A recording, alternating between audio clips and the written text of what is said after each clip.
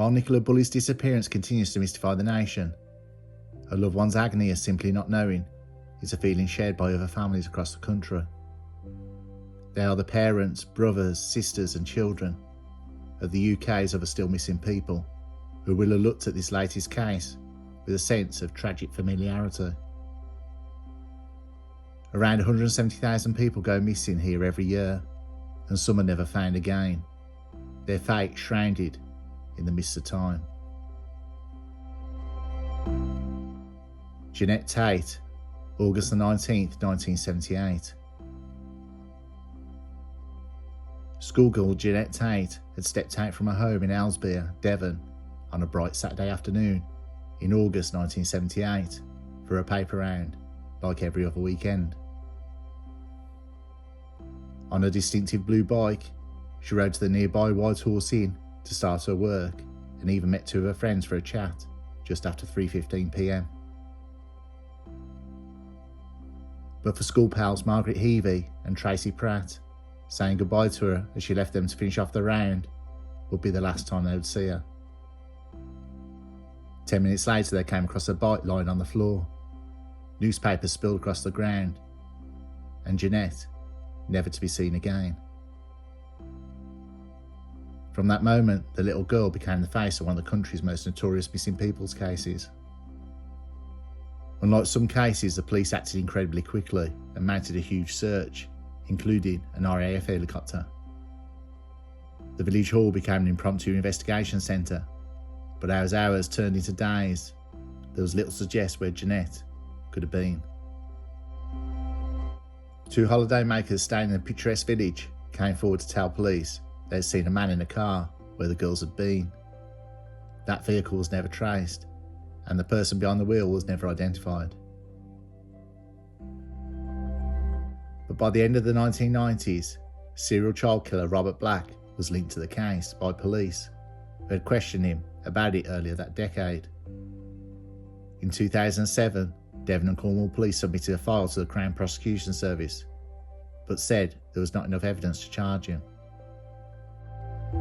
Then, when Black was convicted in 2011 of the 1981 abduction and murder of Jennifer Cardy, who was 9 years old, the hope was it would reopen investigations.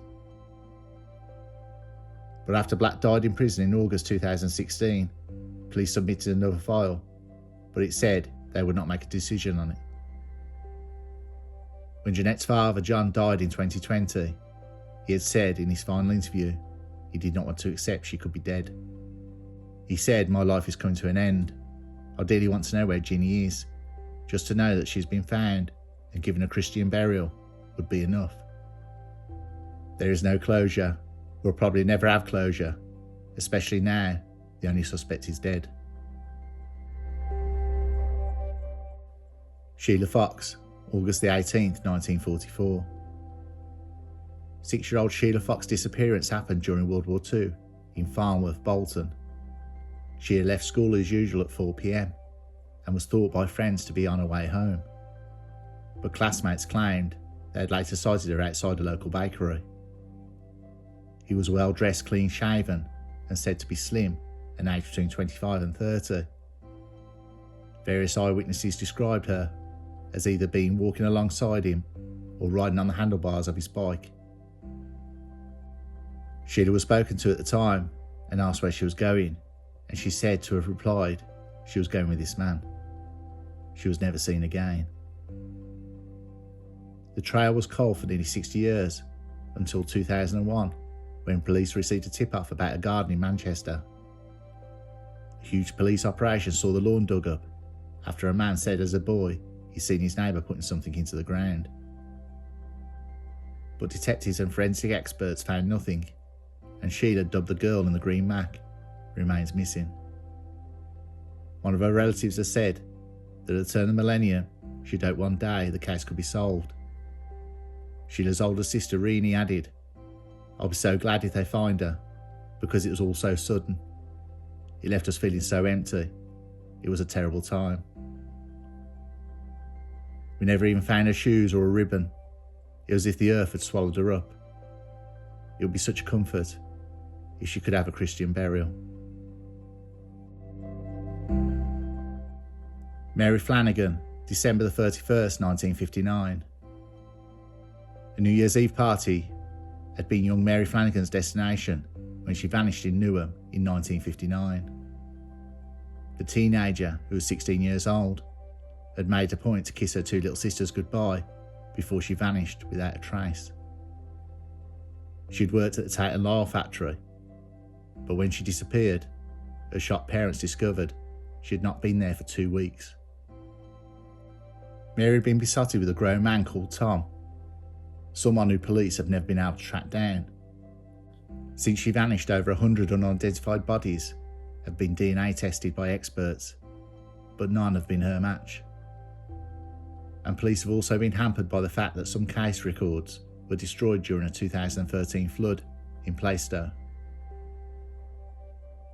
Some of the more persistent theories about the disappearance suggest she may have eloped with Tom, or many think it's possible she may have fallen pregnant and decided to run away with him to have the baby. But her family have never given up hope. She'll one day come home and they'll be reunited. Mary's sister Brenda in 2020 said, "We all think Mary might be embarrassed after all this time, or worried if she got in touch, she might be rejected. But that's not going to happen. She's welcome in our lives and we want her with us. Dead or alive, we just want to know so we can be together or we can grieve." Claudia Lawrence, March 18th, 2009. Claudia Lawrence, who was 35 years old, is perhaps the past 2 decades best known missing adult.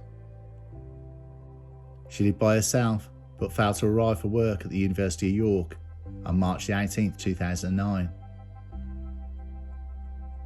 Miss Lawrence was reported missing by her father, Peter Lawrence, 2 days later, after a friend said they had not heard from her. In the 12 years since her disappearance, 9 people have been questioned by officers, but no charges have ever been brought. The case, which is being treated as suspected murder, has never been closed by North Yorkshire Police. Police believe Miss Lawrence, who works at York University, was murdered, although no body has ever been found. Her father, Peter Lawrence, who campaigned tirelessly for Claudia's Law, which allows relatives to control the missing loved one's financial matters, died in February aged 74, without finding out whatever happened to her. His friend Martin Dale said there could be 1 or more people at large who knew what happened to her. Joan Lawrence, the mother of Claudia, has spoken numerous times about her agony as not knowing what happened to her daughter. She said, "I still don't know where my daughter is. I don't even know if there's a grave somewhere. It plays on my mind that her body is still out there."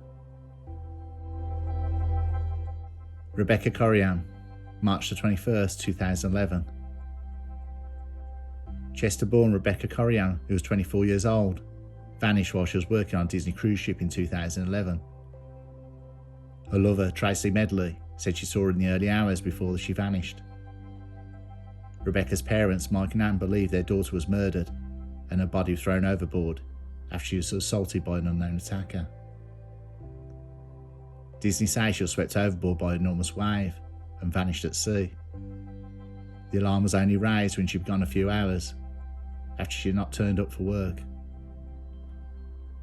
Her parents settled a lawsuit with Disney out of court in 2016. Rebecca was filmed on CCTV talking on a phone, but there's no evidence to explain her disappearance.